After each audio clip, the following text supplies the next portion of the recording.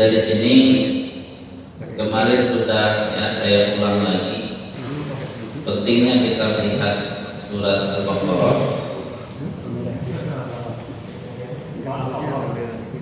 Dan ini kemarin saya sebut bahwa harus dihubungkan dengan surat Al-Zariyat, surat 51 ayat 56, wa khalaqtul jinna wal insa illa liya'budun, dan juga berhubungan dengan surat Al-Hijr, ya, ayat terakhir, wa'bud rabbaka hatta ya'tiyakal yaqin. Jadi ibadah itu kita fokuskan pada yang pertama, Allah menciptakan kita, dan wa'bud rabbaka hatta ya'tiyakal yaqin. Terus beribadah kepada Allah sampai datang al-yaqin. Di situ apa Pak kira-kira yang pernah lihat? Nah, kematian. Jadi di sini bahwa hubungan, ya, ibadah itu yang kemarin sudah saya sebut, jangan dihubungkan dengan nasib hidup kita. Jangan mengatakan bahwa saya kalau beribadah ya agar hidup saya tidak susah lagi, jangan. Itu nanti nggak kuat ibadahnya, karena asal dari penekanan ibadah bukan berhubungan dengan nasib kehidupan, tapi ya berhubungan dengan ini. Kata kuncinya kan 4 di ayat ini. Ya ayuhan nas, wahai manusia, i'budu, kemudian rabbakumul ladzi khalaqakum wal ladzina min qablikum la'allakum tattaqun. Belum ada. Kalau bukan salah saya kalau ini. Kami ngobrol. Sudah selesai. Harus diklik seperti ini. Nah, tuh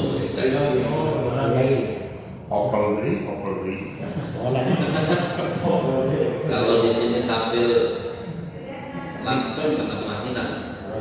Nah, kalau ini bisa nanti kalau tampilannya nggak seperti ini. Ya, ini yang ya Yonas itu, makanya kalau kita ambil ya keberadaan manusia, jadi ibadah itu hubungannya dengan keberadaan kita manusia sebagai makhluk ciptaan Allah. Ya, sehingga kalau kita tidak beribadah, ya jangan mengatakan kita manusia, juga jangan mengatakan kita makhluk ciptaan Allah. Karena pembuktian di sini untuk mengamalkan wa ma khalaqtul jinna wal insa illa liya'budun dibalik di sini. Awalnya mengatakan tidak aku ciptakan jin dan manusia kecuali untuk beribadah, dan begitu ngomong dengan manusia, wahai manusia, gitu, ya, beribadahlah. Jadi untuk apa beribadah disebut dulu? Ya beribadah itu hubungannya dengan Tuhan yang telah menciptakan kamu. Disebut penciptaannya. Nah, ini yang tentu ya. Mulai sekarang ketika kenapa saya harus sholat dengan serius, kemudian ya ibadah lain juga dengan serius, baru membuktikan bahwa saya ini manusia yang telah Allah ciptakan.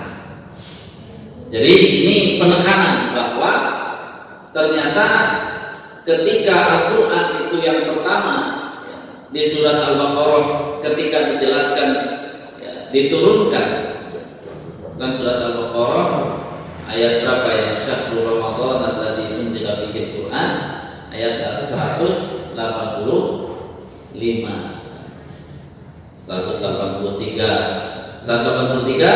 tentang ya ayyuhalladzina amanu kutiba alaikumusiyam. Baru setelahnya ayat ma'dudat, baru kemudian satu Ramadan alladzi unzila fihi Al-Quran hudan linnas. Jadi Al-Quran memberi petunjuk kepada manusia, tetapi begitu masuk di surat Al-Baqarah yang mendukung ayat ini, dzalikal kitabul la raiba fihi hudan lil muttaqin. Kalau digabung jangan sepotong, nah, saya sebagai manusia saja, tapi manusia yang bertakwa. Maka di sini dikatakan jalannya sudah jelas. Untuk mencapai manusia yang bertakwa berarti kita harus beribadah. Namanya ibadah itu kan seluruh perintah Allah yang harus kita berusaha kita laksanakan. Kemudian larangan-larangan Allah kita jauhi, itu kan inti dari ibadah. Sehingga apa? Semua itulah yang akan menghantarkan kita kepada ketakwaan. Jadi ini yang harus mulai disadari oleh kita. Pas kita memulai ibadah, nggak ada hubungan dulu dengan apakah kita, kenapa kamu rajin ibadah, ya saya miskin susah, nanti biar dengan ibadah saya akan berubah nasib saya. Itu sebenarnya tidak ke situ arah ibadah itu. Ibadah itu hanya menunjukkan eksistensi kita. Untuk membedakanlah gampangnya dengan makhluk lain yang dianggap setara. Di situ kan hanya jin. Jadi jin yang mau ibadah, manusia yang mau ibadah pasti lebih mulia manusia yang mau ibadah. Nah, itu kalau sama-sama ibadah sama-sama positif. Tapi jin yang beribadah pasti lebih mulia daripada manusia yang tidak beribadah. Jadi sudah mulai kalah dengan jin. Asalnya manusia paling mulia, paling sempurna ciptaan. Tapi untuk menunjukkannya dengan ibadah. Kemudian manusia yang tidak mau ibadah akhirnya akan kalah dengan makhluk lain yang beribadah. Karena pelajaran kita dulu itu disebutkannya kan burung-burung bertasbih. Itu jadi artinya makhluk lain itu bertasbih. Berarti ketika ada manusia tidak mau sholat, tidak mau puasa, tidak mau zakat, tidak mau belajar agama, tidak mau menjadi suami yang sholih, tidak mau menjadi bapak yang sholih, yang seperti itu tidak mau, maka kalah dengan binatang. Karena binatang walaupun kelihatannya kera itu lompat-lompat, dia tetap tahu cara bertasbihnya. Tapi kalau ada manusia yang ngikutin kera lompat-lompat, ya, kenapa dia lebih buruk? Masalahnya dia bukan monyet. Kalau monyet masih tetap mulia karena mungkin sambil lompat-lompat dia sambil bertasbih kepada Allah, beribadah kepada Allah. Ya, karena manusia kalau cara ibadahnya mengikuti monyet, ya enggak diterima. Tapi dia asalnya manusia bukan monyet. Itu yang harus mulai didorong. Saya ini urusan sholat saya itu sebenarnya baru berurusan dengan saya manusia atau bukan. Saya beribadah itu, saya ini benar-benar ada hubungan dengan Allah atau tidak. Makanya urusan ibadah itu berarti nanti karena berbicara tentang keberadaan, Bapak ingin ya diakui Allah seberapa di surga, itu nanti ada hubungan dengan ibadahnya. Dengan ibadahnya. Bapak jangan bicara kalau banyak ibadahnya, bukan banyak di sini. Ya kan ada orang yang baru masuk Islam, belum beribadah meninggal, itu juga dia hebat juga. Karena apa? Ya, dia belum punya kesempatan untuk melakukan ibadah sudah. Tapi jangan orang sudah Islam 30 tahun pakai dalil itu. orang ngasih apa? Minum anjing aja masuk surga. Ngasih minum anjing masuk surga kan bagi orang yang baru masuk Islam, kemudian ngasih minum anjing, habis itu pahit. Jadi orang kita ngikutinya mau nggak masuk surga gara-gara kasih minum anjing? Mau nggak Pak? Jadi prosesnya dia masuk Islam, ngasih minum anjing, kemudian meninggal. Jadi kalau kita proses hidupnya nggak begitu, ya jangan itu. Ya masih lumayan lah, kalau begini kalau masuk surga tuh yang cuma ngasih minum anjing masuk surga, itu salah perbandingan. Karena apa? Di hadis itu wanita tersebut tidak diberi kesempatan waktu oleh Allah untuk melakukan ibadah yang lain. Kenapa? Wa'bud rabbaka hatta ya'tiyakal yakin, kematian keburu menjemputnya sebelum dia melakukan ibadah. Makanya kadang-kadang ya ini yang harus dipahami, bahwa yang kita hadapi ini orang-orang yang baru masuk Islam atau sudah lama masuk Islam, waktunya sudah diberikan oleh Allah, masa ibadahnya cuma itu? Yang nggak lulus, karena perbandingannya tidak dengan ya orang yang baru masuk Islam, dia sudah lama masuk Islamnya. Jadi ada waktu panjang yang dengan waktu itu dia masa amal baiknya cuma ngasih minum. Wah, jelas nggak lulus kalau kayak gitu. Makanya pahami di sini bahwa lihat kehidupan kita, kemudian ternyata ibadah diposisikan Allah untuk membuktikan keberadaan kita sebagai manusia yang diciptakan Allah. Kemudian apa? Kalau tidak mau beribadah atau ibadahnya asal-asalan, ya berarti di hadapan Allah dia manusia asal-asalan. Manusia asal-asalan. Sehingga ini yang harus kita berhati-hati. Proses sebelum ya menuju ketakwaan banyak ayat gitu ya. Orang-orang yang patuh kepada Allah itu, orang-orang yang patuh kepada Allah, sangat patuh kepada Allah, itu seringnya disebut apa? Contoh para malaikat yang sudah pasti patuh kepada Allah, sering disebut ya apa Pak? Al-Muqarrabun, orang-orang yang pokoknya makhluk yang dekat dengan Allah. Nah, kalau Allah tidak kenal dia, bisa nggak dekat? Pas orang ini mau dekat, saya mau dekat Allah, tapi nggak mau ibadah. Kan ada tuh yang merasa dekat dengan Allah, tapi saya ini udah dekat sekali dengan Allah, bahkan bisa menyatu dengan Allah, tapi tidak beribadah. Padahal di sini kalau nggak beribadah, tidak ada bahkan oleh Allah, catatan aja nggak ada. Ini apalagi masuk dekat.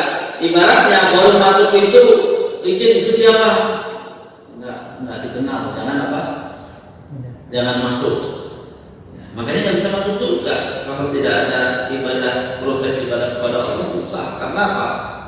Secara umum, ya kalau sudah dikasih waktu hidup dari penciptaan waktu hidup, ya terus kemudian kesempatan itu tidak digunakan untuk beribadah, maka ini menjadi proses yang tentu pas datang kepada Allah nggak bisa. Dan dari sini maka kita sudah mulai ambil yang kemarin saya jelaskan ini, saya turunannya belum saya sebut di sini. Ini yang kemarin kita lihat. Jadi kalau saat ini sudah apa ya tadi ya kulitnya hitam, hidungnya pesek, jelek dan sebagainya, kan nggak mungkin bisa diperbaiki dengan ibadah. Tetapi saat dia seperti itu, pertaruhan apa berkaitan dengan nasib? Ini kan berkaitan dengan fasilitas di dunia. Namanya fasilitas di dunia itu kan masing-masing kita dapat bagian. bagian itulah yang disebut nasibun. Nasib saya gimana? Nasib itu bahasa Indonesia atau bahasa Arab? Bahasa Arab tuh nasibun. Berarti bagian hidup yang Allah tetapkan bagi manusia, itu nasib. Bagian dia. Nah, ketika kita menghadapi kehidupan ini, modalnya ibadah sudah mutlak tadi, nggak boleh, nggak bisa ditinggalkan sama sekali beribadah kepada Allah. Sekarang gimana ya kehidupan saya? Mau urusannya miskin, sakit-sakitan, kemudian susah, ya, semuanya itu kan tetap apa? Urusannya ini bukan kalau gitu saya dimaklum dong nggak beribadah. Nggak ada urusan di situ. Ujiannya beda. Jadi ujian kita sudah diciptakan, kemudian kita hidup, ujiannya ibadah. Kalau nggak ibadah nggak akan hidup. Nah sekarang hidupnya gimana? Enak atau tidak? Hidupnya senang atau tidak? Ujian hidup enak atau tidak, senang atau tidak, bukan dengan ibadah sebenarnya, tapi ujiannya dengan mensekutukan Allah atau tidak. Ini yang harus dipegang mulai garisnya. Karena di sini ketika Allah bicara fasilitas alladzi ja'ala lakumul arda firasan was samaa'a binaan wa anzala minas samaa'i ma'an fa akhraja bihi minas samarati rizqan lakum. Ini secara global bagaimana Allah ya memberikan izin tinggal kita di bumi sudah Allah fasilitasi, ditambah dengan akomodasinya ya, plus makanannya, akomodasi total sampai makanannya, rezeki itu. Nah setelah dipahamkan bahwa semua fasilitas dan rezeki yang Allah berikan kepada kita bagiannya beda-beda, ada yang banyak, ada yang sedikit, ada yang semuanya beda, tapi urusannya bukan saya boleh nggak kalau modelnya begini nggak beribadah, ya nggak bisa. Ibadah mah sudah tidak bisa ditawar lagi. Urusannya nanti yang harus diperhatikan adalah kira-kira solusi yang dijalankan untuk menggunakan harta, atau kalau dia susah untuk memenuhi harta yang dia tuju, menggunakan kesirikan atau tidak. Makanya di sini fala taj'alu lillahi andadan. Jangan kalian jadikan gara-gara fasilitas dan semua proses akomodasi di dunia ini bermasalah atau tidak bermasalah, yang diuji adalah kira-kira pas mencari solusinya itu menjadikan Allah sebagai tandingan-tandingan atau tidak. Hanya itu susah banget. Ya kan, makanya kemarin saya sebut berapa banyak kalau kita tanya warung-warung ya di sekitar kita ya, itu kalau yang tidak belajar ilmu dengan sungguh-sungguh kita tanya, mungkin dia pakai penglaris. Padahal kalau kita lihat ya dia mau baca Quran, kalau Ramadan dia puasa, ya, kemudian sholatnya juga bangun malam, tapi diperiksa laci dagangannya ada penglaris. Ini baru kita paham, karena urusan penglaris itu sebenarnya sedang mencari solusi untuk memenuhi kebutuhan hidupnya. Yang terjadi dia menggunakan metode sirik. Harusnya kan dia tidak sirik. Nah, sehingga di sini mulai paham kalau sekarang mudah-mudahan jamaah sekalian tidak ada tanya itu kok orangnya rajin sholat tapi kedukun. Sebabnya di mana? Sebabnya di jawaban ayat ini, wa antum ta'lamun. Asalnya kalimat ini padahal kalian mengetahui. Tapi kalau kita lihat lagi, ta'lamun menggunakan kata kerja. Ya. Di dalam bahasa Arab kata kerja seperti ini menunjukkan proses yang tidak sebentar. Dan juga kata kerja seperti ini menunjukkan proses yang tidak boleh berhenti. Apa yang tidak sebentar dan tidak berhenti? selalu memperbarui ilmunya terus. Biasanya orang yang seperti tadi dia nggak belajar lagi itu. Kalau belajar lagi nanti dia akan merasa saya ternyata nggak boleh ya salah. Itu kalau belajar lagi. Tapi kalau dia hidupnya ini sudah cukup saja, udah yang penting saya sholat ya, puasa ya, dagangan laris. Padahal karena penglaris, ya sudah. Kalau dia nggak belajar ilmu lagi nggak bakalan bisa keluar dari situ.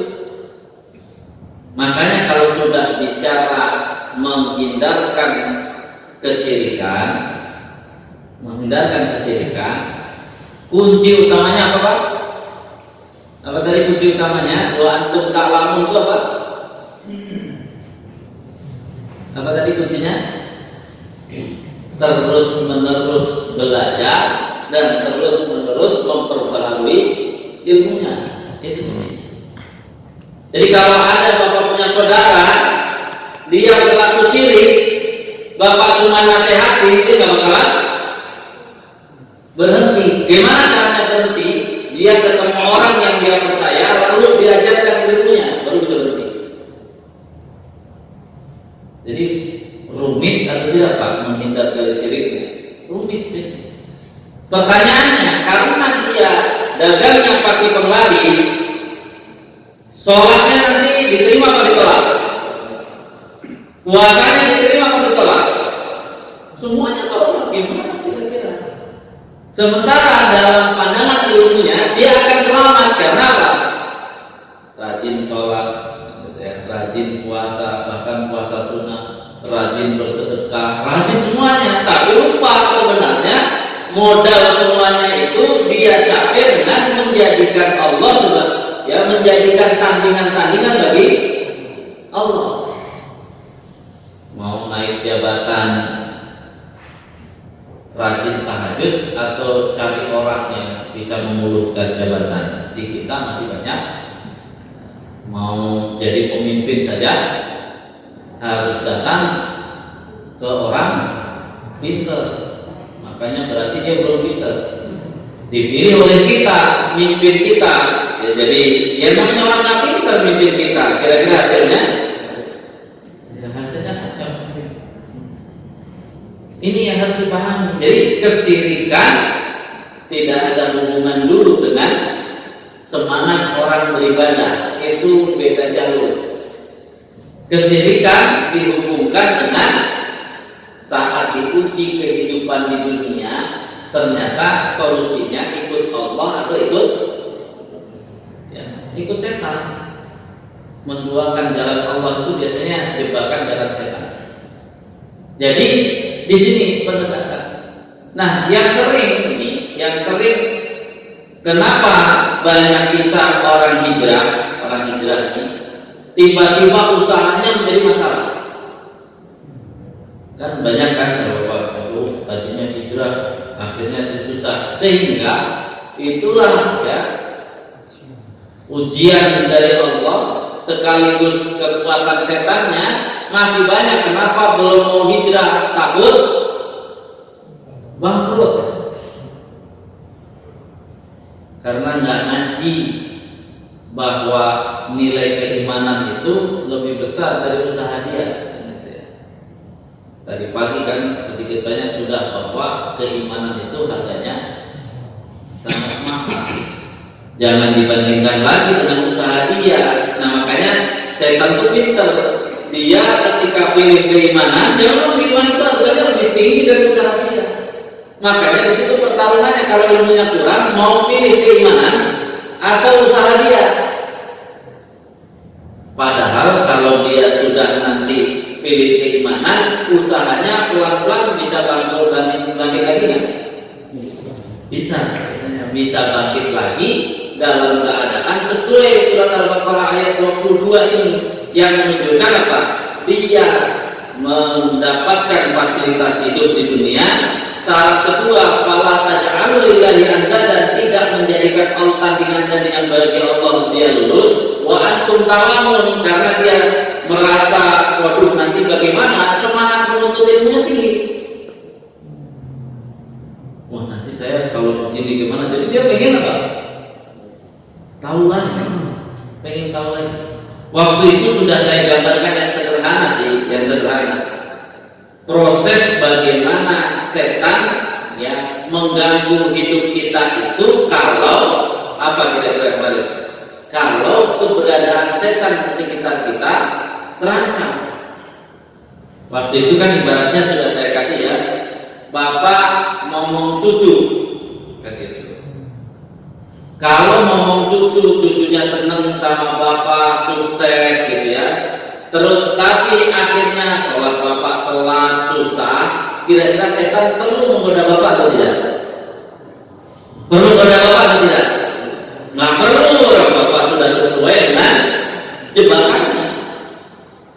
Tiba-tiba saya ngomong cucu mulai terasa dengan saya, tapi saya mau sholatnya juga bagus. Begitu sholat bapak bagus, siapa yang keberadaannya terancam? Setan, kacau nih. Kalau sholatnya diperbaiki, maka akhirnya setan apa? Ya gimana caranya? Kalau untuk win-win solution oleh setan, Pak, sholatnya bisa jadi sholatnya langsung digoda kacau, atau apa? Sholatnya nggak digoda, tapi pas ngomong cucunya digoda. Nah, sama tuh. Kira-kira apakah bekal istri bapak sebagai nenek cucu itu ya, sudah sampai bapak? Ketika cucu saya agak rewel dikit nggak apa-apa, asal ibadah saya lebih bagus daripada ibadah saya hancur-hancuran, tapi cucunya nggak rewel. Pilih mana kira-kira orang zaman sekarang? Cucu nggak rewel, berarti siapa yang sukses? Strategi setan atau strategi apa? Di sini. Dulunya sebelum hijrah usahanya kira-kira baik-baik saja nggak? Baik, setan perlu menggoda nggak? Setan perlu mengganggu atau tidak? Begitu dia hijrah, kira-kira usahanya gimana? Ya mulai, karena apa? Karena setan bahaya, dia dapat dua-duanya. Duitnya dapat, pahalanya dapat, imannya dapat. Nah, setan apa? Nggak terima juga. Gimana caranya?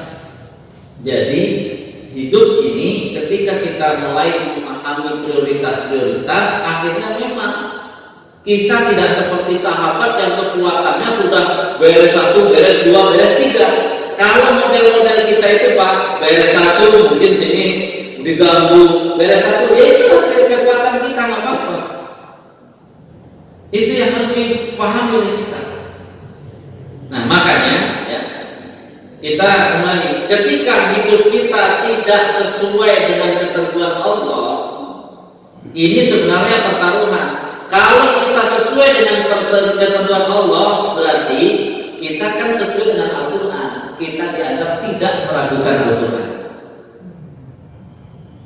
Saya yakin ya Pak Doni, Pak Jul, kalau jamaah masjid yang Islam ditanya apakah Bapak ragu dengan Al-Quran, kira-kira jawabannya ragu Bapak? Enggak. Tapi apakah cara dagang Bapak sesuai dengan Al-Quran dan Islam? Apakah cara mendidik anak sesuai dengan Al-Quran? Apakah cara semuanya? Kalau ternyata nggak sesuai, sebenarnya Anda ragu atau tidak dengan Al-Quran? Jadi ragu dengan Al-Quran bukan kita meragukan isi Al-Qurannya Pak. Kalau melihat ini, maka kita sedang membuat surat tandingan dari Al-Quran. Ini dagang, ini tidak sesuai dengan Islam. Tapi nggak apa-apa, ini sangat menguntungkan, kan? Dia mencari yang Al-Quran punya solusi yang lebih menguntungkan dan berpahala, dia nggak maunya itu cara dia. Itu kan sama dengan mendatangkan satu surat. Minimal surat apa? Surat niaga itu, surat cara dagang.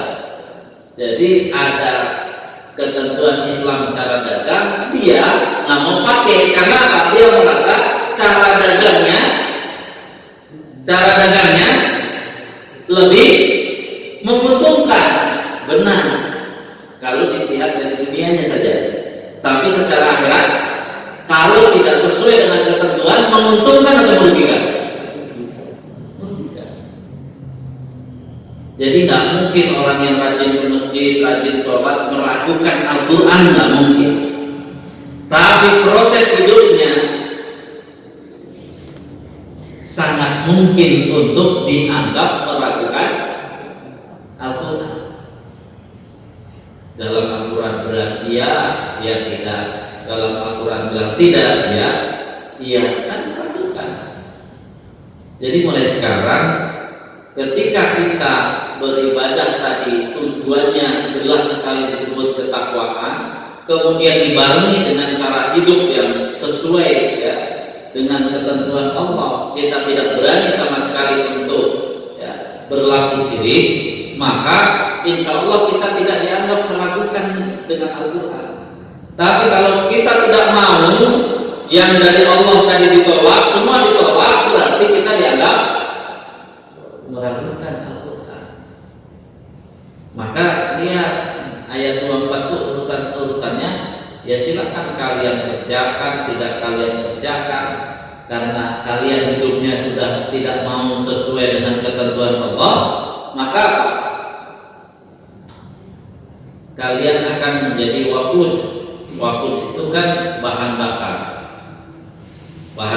neraka.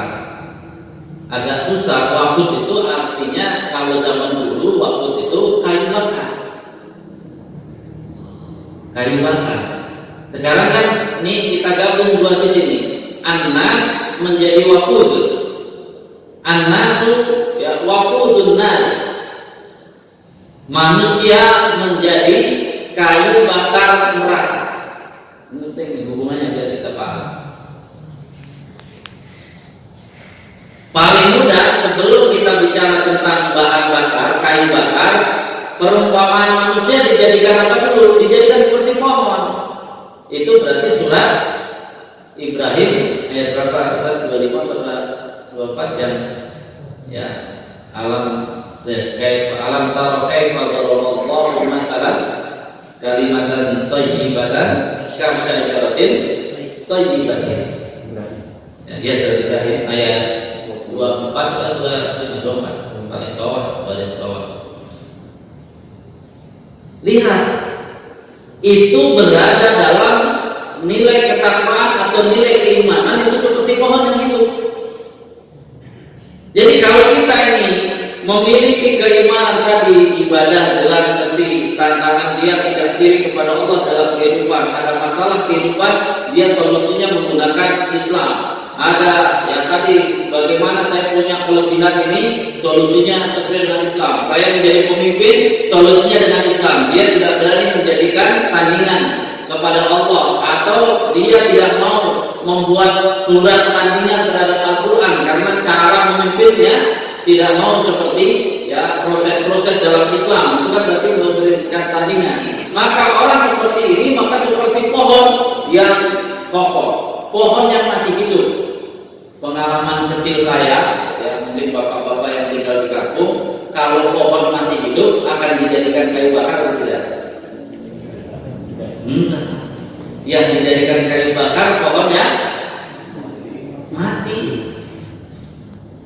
Jadi nanti tuh kalau di sini sudah jelas siapa yang menjadi bahan bakar neraka?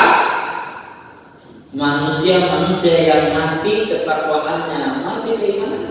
Karena dianggap asalnya kan kalau keimanan ketakwaan seperti pohon tadi. Orang-orang kafir kan di ayat itu terus sampai nanti orang-orang kafir seperti apa? Pohon yang sudah tercabut dari akarnya, dia udah mati. Ya kalau pohon udah mati cocoknya kayu bakar. Ini nggak dikenal nih kata Allah, udah suruh keluar. Masalahnya kan nanti yang tempat pertemuan dengan Allah itu di surga atau di neraka. Kalau dia tidak diterima, di screening, nggak masuk, ikut pertemuan Allah, kenapa? Nggak diakui. Ibadah nggak mau, semua nggak diakui. Berarti kan tidak bisa masuk pertemuan dengan Allah. Berarti apa? Ya neraka nggak bisa masuk surga, ya neraka, bahan bakar. Jadi manusia-manusia yang mati imannya itu ya sama seperti pohon yang mati, ya paling cocok jadi kayu bakar. Dan masalahnya di sini kayu bakar ya bahan bakar neraka. Bahan bakar neraka. Makanya tidak ada pilihan. Ayat-ayat ini menuntut kita tidak ada pilihan. Kita ibadahnya harus bagus. Ibadah tidak boleh sembarangan karena harus mencapai ketakwaan. Hidup kita harus bagus. Proses semuanya harus berusaha sesuai dengan ketentuan karena kita dianggap meragukan Al-Quran. Kalau tidak mau berhenti juga, kita nggak apa-apalah. Udah hidup ini, apalagi udah pensiun, nggak mau repot dan sebagainya, nggak mau bertobat, nggak mau berubah hidupnya. Akhirnya apa? Bapak dianggap pohon mati. Yang pohon mati itu manfaatnya menjadi kayu bakar. Nah, inilah yang disebut manusia kayu bakar neraka itu karena apa? Tadi dikaitkannya dengan surat Ibrahim dari ayat 23 kalau saya sampai 26, 24 ya, sampai yang tercabutnya surat 14 ayat 24 baca karena kekuatan iman itu diibaratkan Allah seperti pohon ya yang tumbuh. Nah kita ya pengalaman pernah nyari kayu bakar seru juga karena dimarahin tuh kalau bawa kayu bakar ternyata masih apa? Masih basah, udah bawanya berat tuh. Sananya dimarahin gitu. Belum lagi ditanya itu pohon siapa yang ditebang. Ini insya Allah kalau kita berproses benar ibadahnya, benar cara hidup kita dianggap pohon yang hidup. Insya Allah pohon yang hidup tidak akan jadi bahan bakar ya, api. Jadi lihat satu pembuktian keberadaan kita, tapi keberadaan kita itu layak hidup atau tidak. Nah, di penghujung ini sebenarnya surat Al-Baqarah ayat 25 inilah yang harus mulai menjadi prioritas. Kenapa? Karena di sini bicara tentang berilah kabar gembira bagi orang yang mau mempertahankan keimanan dan amal soleh. Ini yang saya balik menjadi poin. Berarti kalau harusnya ketika Bapak melaksanakan keimanan dan amal soleh, Bapak gembira atau harus sedih? Harusnya gembira. Karena apa? Sebagai bukti bahwa Allah memberi kabar gembira. Masa saya nggak gembira? Jadi sekarang banyak orang dengan dibayar, kadang-kadang dibayar 100.000 suruh ngomong sembarangan aja pada mau dia nggak pakai malu. Masa Bapak untuk berjuang menjadi bapak yang solih, suami yang solih, bayarannya surga, masa Bapak nggak mau apa? Kan harusnya apa? Kaki jadi kepala, kepala jadi kaki, maksudnya jubir balik asal saya menjadi orang solih, lakukan. Karena apa? Kenapa Bapak mau-maunya sih? Allah yang akan memberikan balasan. Jadi jangan ada gengsi di sini, jangan ada segalanya.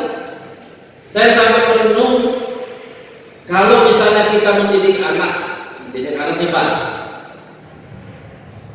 Didik anak 4 tahun, hasil anaknya bagus. Ini didik anak 10 tahun, udah benar-benar berusaha mati-matian, hasil anaknya kurang bagus. Bapak pilih yang mana? Kalau pilihan kan didik anak, kemudian apa hasilnya bagus. Makanya di sini bagaimana cara bergembira? Orang yang bergembira dia paham. Pertanyaannya, kalau ini urusan dengan Allah, Bapak didik anak 10 tahun dengan sungguh-sungguh, walaupun hasilnya belum bagus, berpahala atau tidak?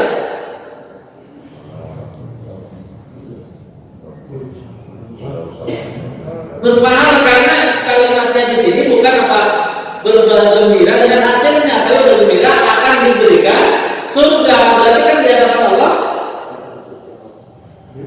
Ini perkara berat nih Pak. Kalau menurut resiko yang kita hitung ini resiko 2 orang yang 10 tahun mendidik anak hasilnya kurang bagus dan 10 tahun mendidik anak sama cara mendidik hasilnya bagus, secara nilai di hadapan Allah lebih besar mana? 10 tahun yang hasilnya bagus atau kurang bagus? Yang kurang bagus karena dia tambah harus apa? Beban sabarnya, beban itunya. Jadi kita sebenarnya hidup ini ya, kita azan dulu, kita sebut lihat, mari kita bergembira asalkan kita benar. Walaupun hasilnya belum bagus, tapi tapi jangan gembira, kita nggak benar, hasilnya bagus. Itu maksudnya. Ya. Sebenarnya anak kita soleh itu, anak kita soleh, usaha kita atau pemberian Allah.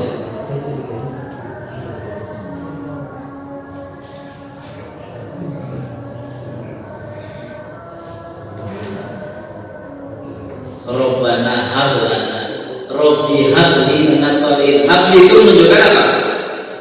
Berilah.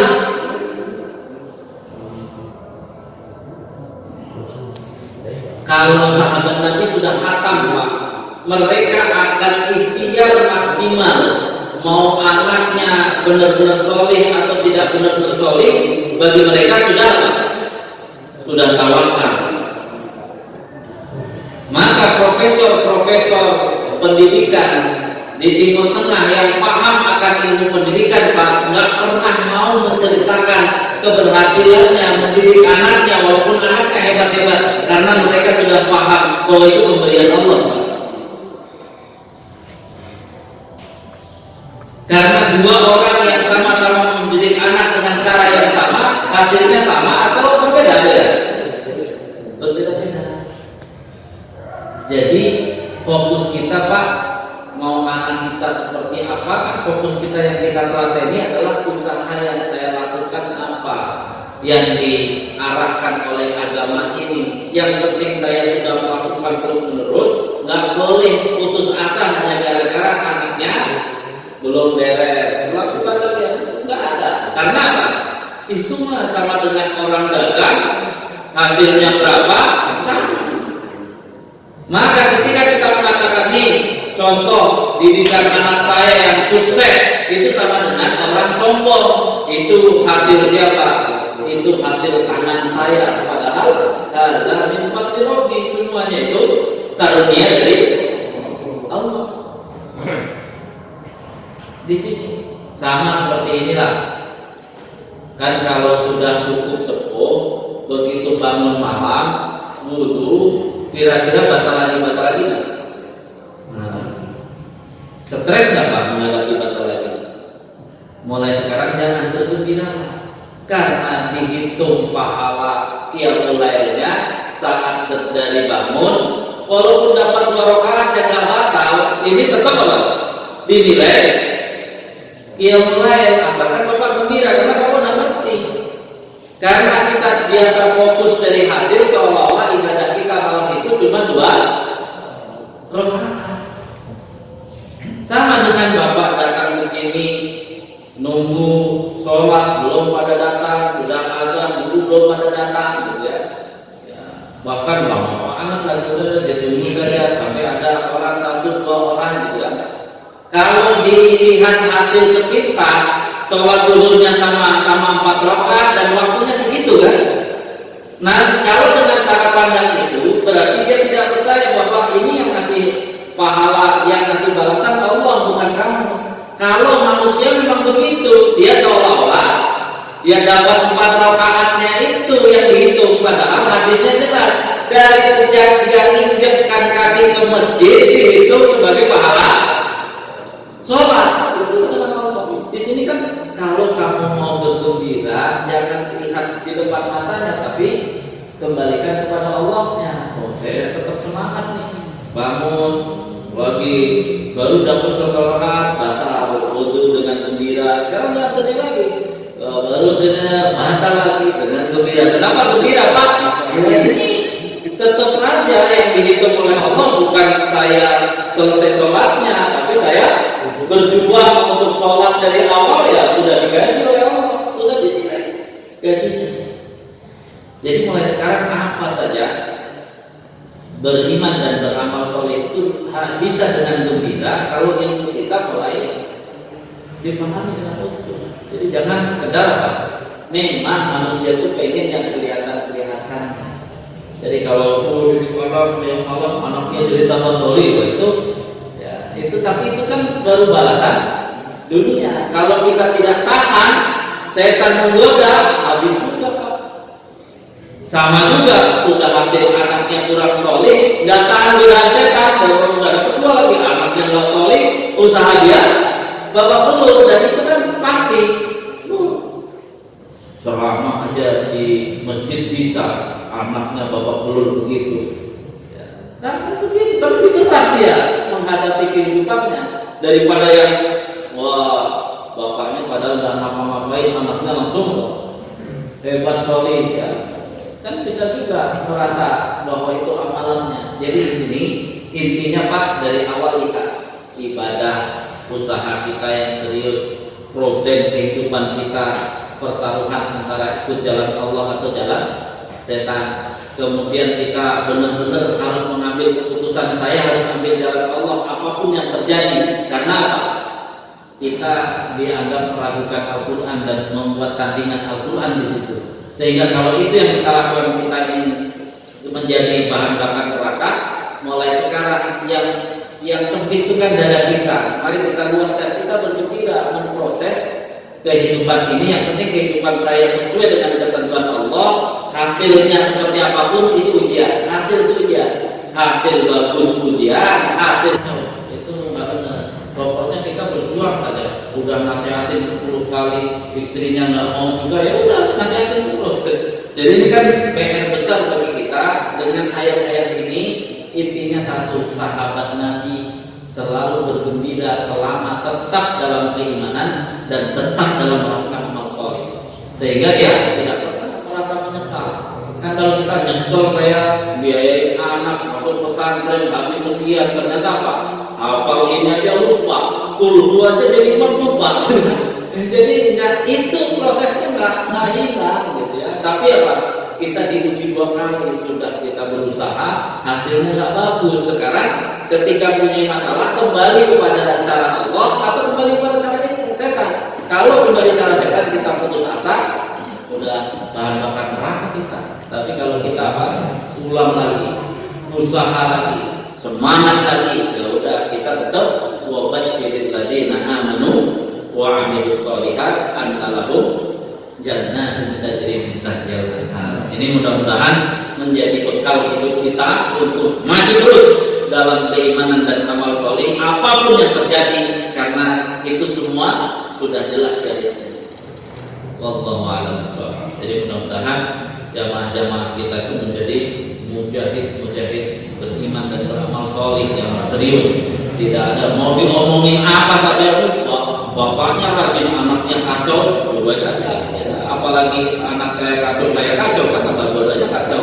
Yang minimal ada saya mendoakan anak saya, gitu ya. Jadi terus saja.